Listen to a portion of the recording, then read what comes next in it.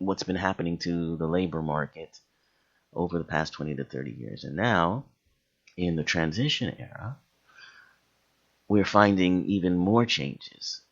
We're finding a lot of people having to work 2 and 3 jobs just to make ends meet. Uh, you know, we're finding that there's a huge rise in rather than full-time employment, part-time and temporary employment. Companies just not hiring, full-time employees a lot. And again, that has to do with the cost of benefits and healthcare and things of that nature. And now with technology, we're finding different ways of working too. I mean, there's a lot of emphasis on, and I think that will continue, on remote working. I mean, working not in an office, but from your home, rather than traveling into an office. Technology is fueling that. So I wanted to tell you about the report on the future of jobs 2016. And this report was put out by the World Economic Forum. The World Economic Forum, of course, is sort of a from countries around the world looking at what challenges they face in the economy and work and jobs and things like that. And this is the Future of Jobs report.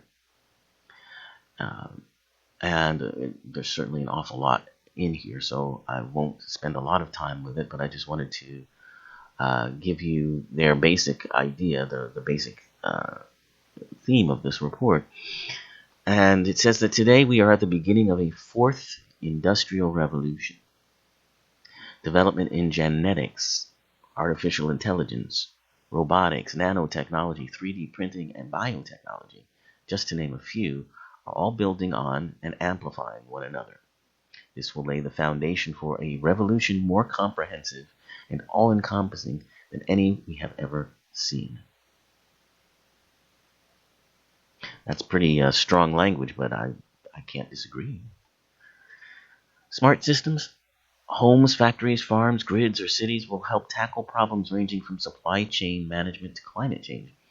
The rise of the sharing economy, and we've talked a lot about that, will allow people to monetize everything from their empty house to their car.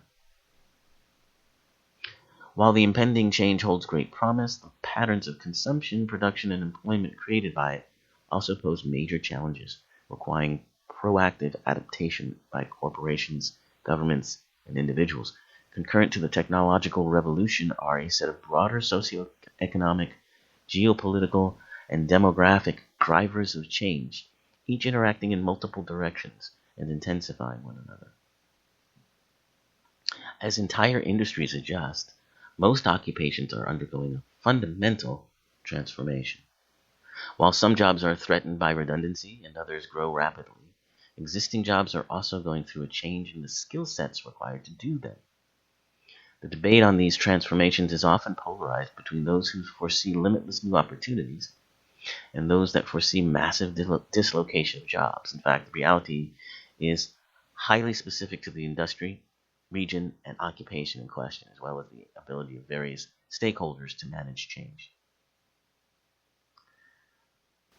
So basically, they're saying that, and this is a big part of it. You may have heard of the discussions over trade agreements like the Trans-Pacific Partnership, which President Obama is all for, and many people, including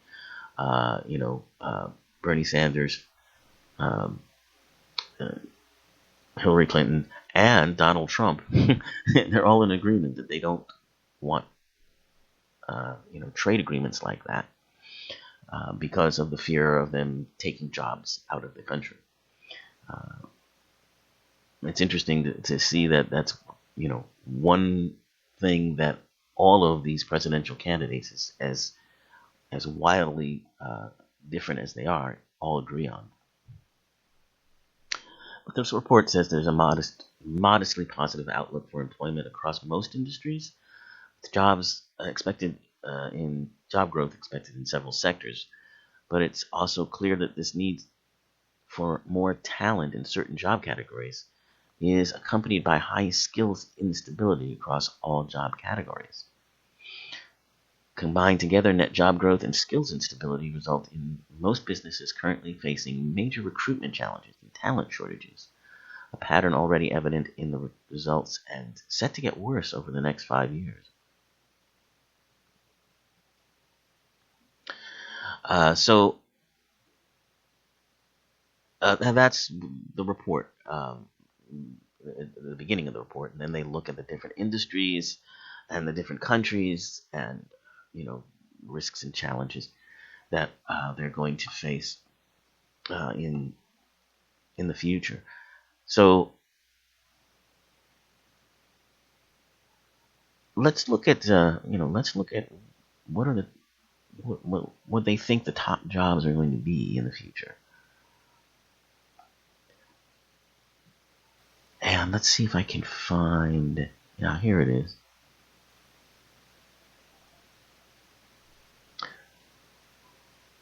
The future of work.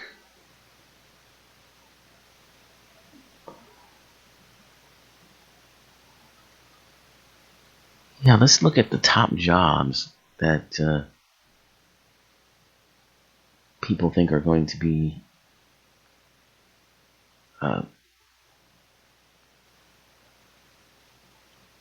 what's going on in the future.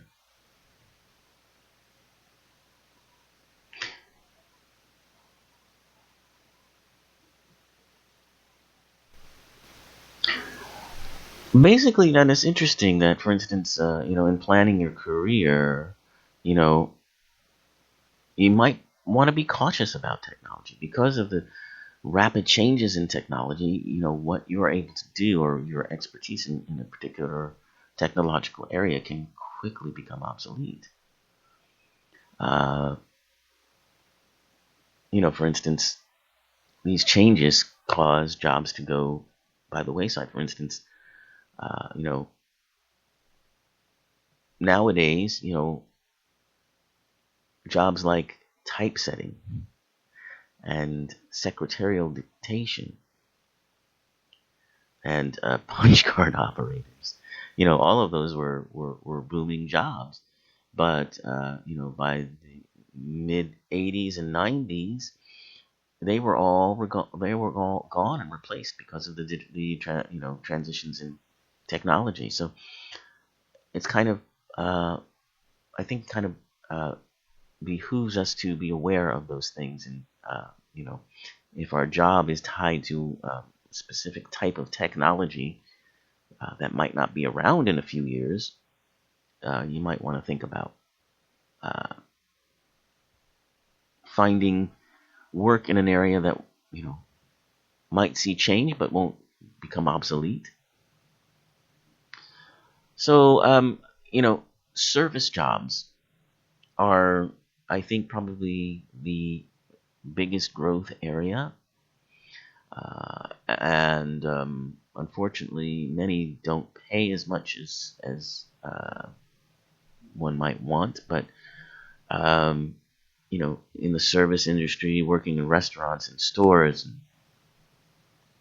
or creating a service, or running your own business that provides a service that's valuable. These are the kinds of things I think most people are going to be gravitating towards.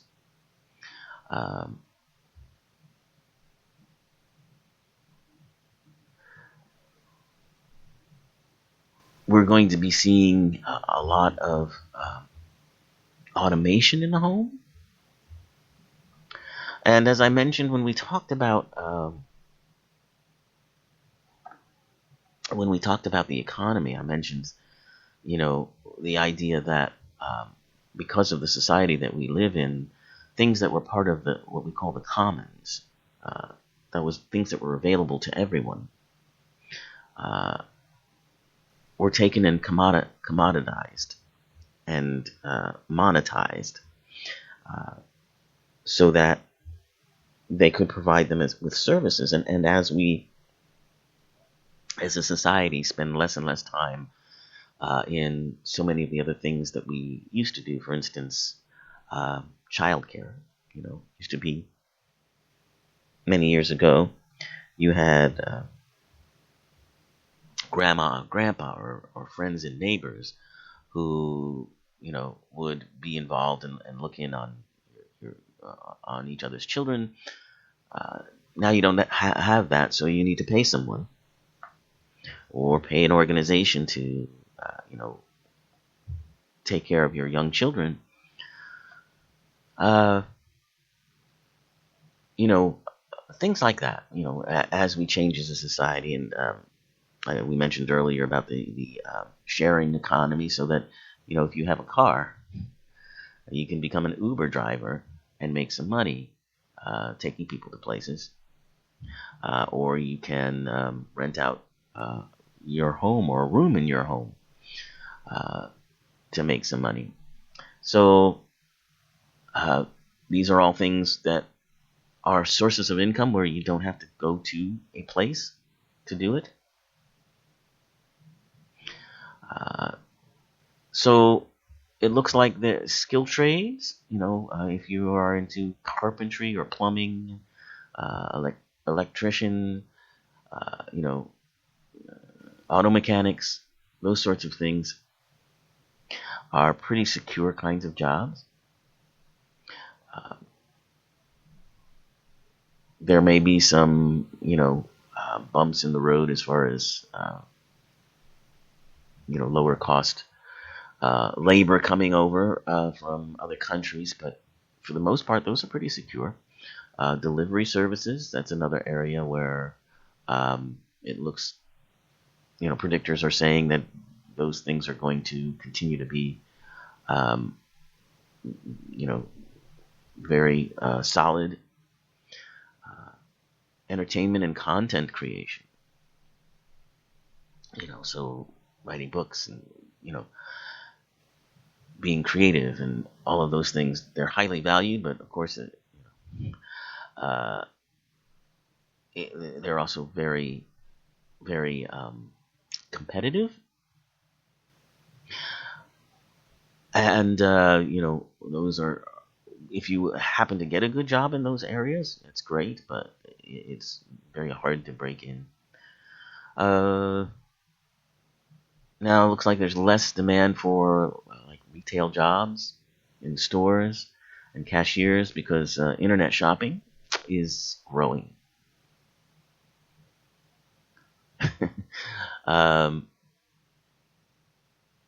Marketing, if you're into that, though that will continue to be probably in demand kind of position. Lawyers, however, they're predicting that there's going to be reduced demand for lawyers for several reasons. A lot of what you would normally pay a lawyer to do, you can kind of do through online services now.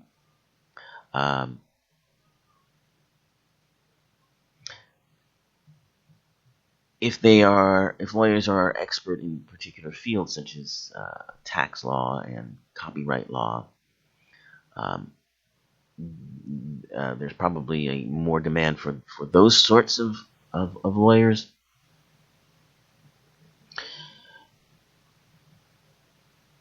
Rather than the typical kind of trial lawyer. And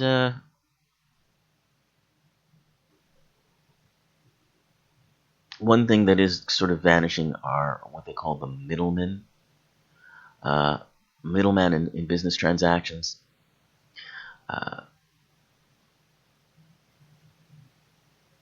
These are people that sort of are, served a purpose, in between a manufacturer of a product and the customer. And that's mostly salespeople and retailers. And that has to do with, again, the